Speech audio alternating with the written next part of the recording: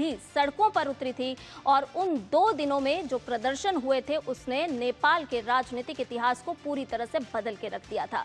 युवाओं की मांग साफ थी, कुनबा परस्ती का अंत हो, भ्रष्टाचार पर लगाम लगे और नेतृत्व में पीढ़ीगत बदलाव भी आए।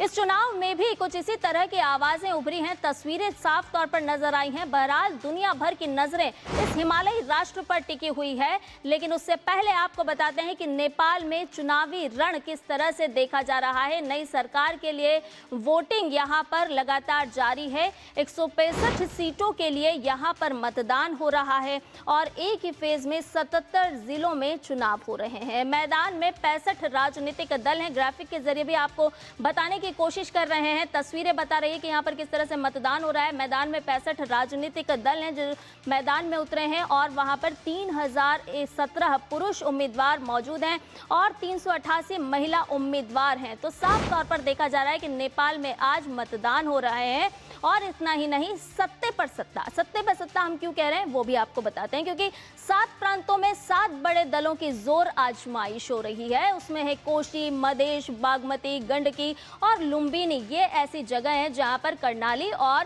सुदूर पश्चिम में भी चुनाव संपन्न हो रहे हैं, यानी कि जो आम मतदाता हैं वो अपनी सत्ता का चयन अपने मत के माध्यम से करता हुआ नजर आ रहा है। वोटिंग हो रही है, कई बड़े दल आमने सामने भी हैं। जी हाँ, सभी अपना अपना दांव आजमाते हुए नजर आ रहे हैं। आपको साथ ये भी बताते चलें कि राष्ट्रीय स्वतंत्र पार्टी नेपाली कांग्रेस भी इस पूरे चुनावी मैदान में है। नेपाली कांग्रेस मैदान में होने के साथ साथ communist party of Nepal UML भी लड़ रही है चुनाव और नेपाल कम्युनिस्ट पार्टी ने भी अपनी पूरी तरह से ताकत झोंक दी है। यानी कि साफ तौर पर आज जो नेपाल में मतदान हो रहा है, चुनाव हो रहा है, तो सभी दलों ने अपनी अपनी पूरी तरह से ताकत झोंक दी है, क्योंकि सत्ता के लिए जोर आजमाइश की जा रही है।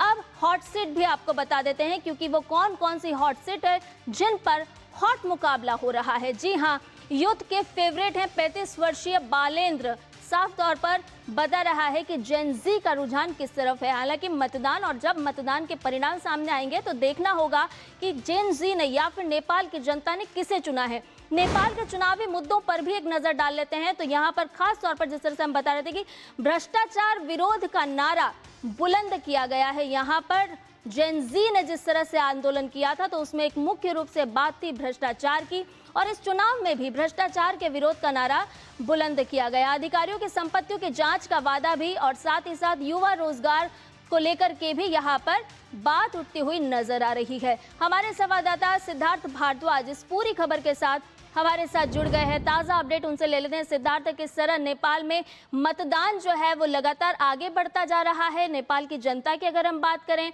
तो किस तरह से लोग मतदान के लिए रुचि लेते हुए नजर आ रहे हैं?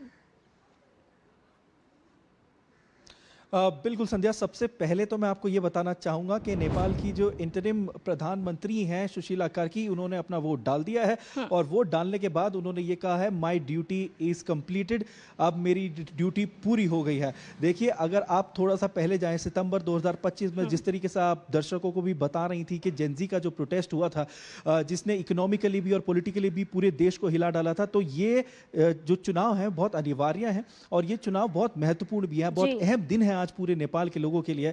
1,90,00,000 लोग आज मतदान करने जा रहे हैं, जिसमें कि 8 लाख लोग पहली बार मतदान करने जा रहे हैं। बहुत एक्साइटेड है, बहुत उत्साहित हैं सारे लोग यहाँ पर, लेकिन साथ ही साथ सरकार से अपेक्षा भी रखते हैं कि जो नई सरकार बनेगी वो सरकार युवाओं के लिए बहुत सारे रोजगार लेकर आएगी, वो सरकार जो है वो करप्शन हटाएगी, भ्रष्टाचार हटाएगी।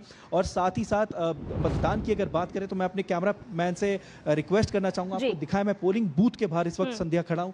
देखिए किस तरीके का यहाँ पर माहौल है, बहुत शांतिपूर्वक तरीके से लोग मतदान करने के लिए आ रहे हैं। देखिए किस तरीके से कतारों में लोग हैं और किस तरीके से लोग उनको असिस्ट कर रहे हैं। मैंने जैसे कि बताया आपको कि 1,90,00,000 मतदाता यहाँ पर मतदान आज करने आएंगे पूरे नेपाल में, और यही चुनाव तय करेंगे कि नेपाल का फ्यूचर क्या होगा। आने वाली सरकार तय करेगी कि किस तरीके से नेपाल जो है उसको दिशा मिले, साथ में विदेश नीति भी तय होगी।